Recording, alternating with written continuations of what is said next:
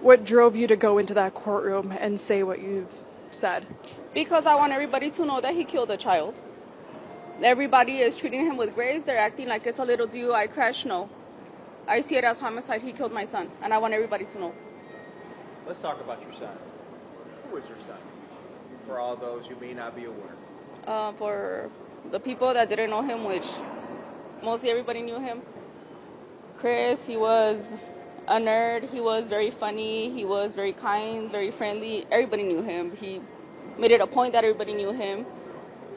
And I know nobody deserves any of this, but out of anybody, he would be the last person because he has so many goals and he was so driven and like he really was trying. You and I were chatting briefly outside. You peeked into the courtroom to see the suspect's face. What went through your mind as soon as you laid eyes on him? He was smiling. He was sitting there smiling.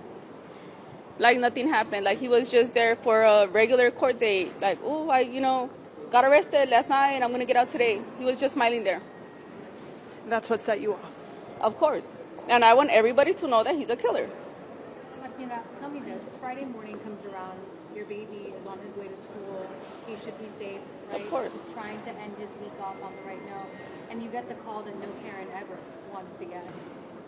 In that moment, learning what had happened to your son, what is the immediate reaction and what were the last few days like? First of all, they didn't notify me until an hour later.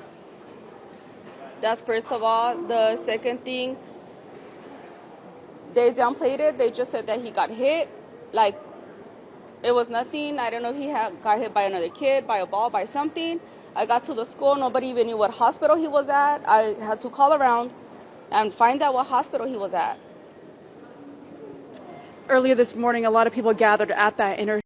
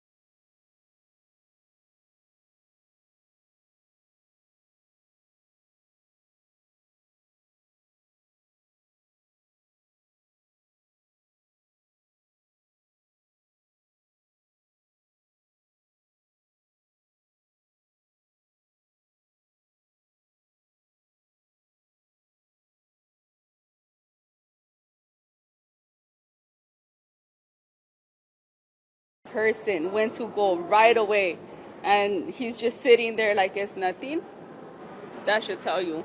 When I'm over there trying to figure out the next steps for my son to be able to donate his organs, that should really tell you. So you came here straight from the hospital? Yes. Wanted to confirm your son's first and last name again? Cristofer Suarez.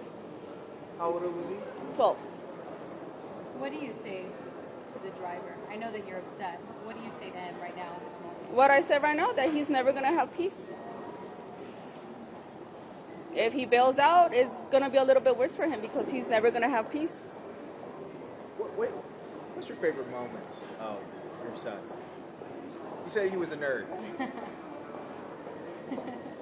He would always be telling dad jokes that no one got. Did you get them? No. No.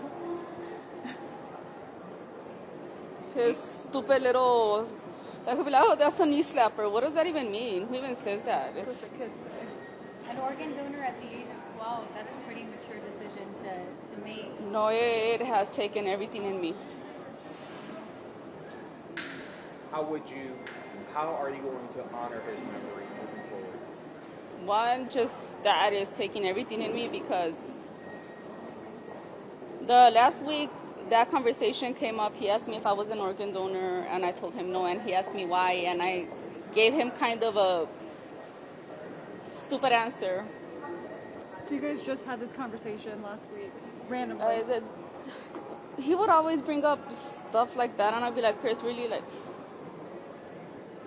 What was your apprehension from donating your organs? It sounds very ignorant. Okay. I told him, no, because if I were to be in a car crash, they're not going to try to save me because I'm an organ donor. To which he answered that when he got his license, he was going to be an organ donor. And then we started talking about something, I don't remember, something about space or something. And then he was saying that that's why he was never going to vape or do any of that, that because, like, if he were to pass away, that he wanted, like, he would want his body to be donated to science so people could just, like, study it. That's why, like I said, just this whole organ donation process is taking everything in me. It sounds like he was mature beyond his years. And very selfless. Like I said, he was very nerdy. He would think about things that I would never even. I have to ask you, I know that on Friday they said he was in critical, and then obviously he was in the hospital for a few days before the news yesterday. What was the official cause of death? His body is destroyed, first of all. He was basically gone since they picked him up. He was, I guess, alive, but he wasn't alive, if that makes any sense. There was never a chance, there was never anything. And he was just walking to school. How far do you guys live from his school? We do live a little bit far, but unfortunately, is the school that they're zoned for. Yeah. But it's a walk he takes every day. Yes. With The his fact that sisters.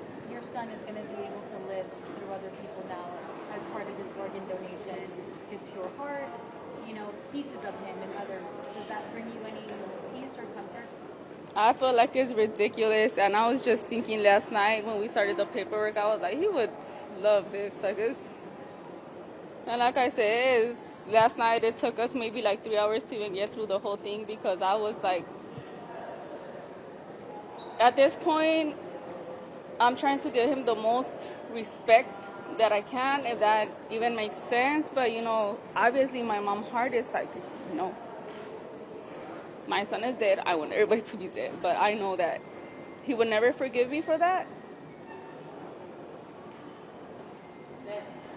Then, like I said, I'm all cried out. Now you just fight for him. And I know that maybe when I go home, because I haven't been home, it's gonna hit me when he's not there to sleep, because so far I've been sleeping with him every day. But like I said, as of right now, I refuse to break down. Do they have him on life support then until they do the Yes. organ donation? Yes. Mm-hmm.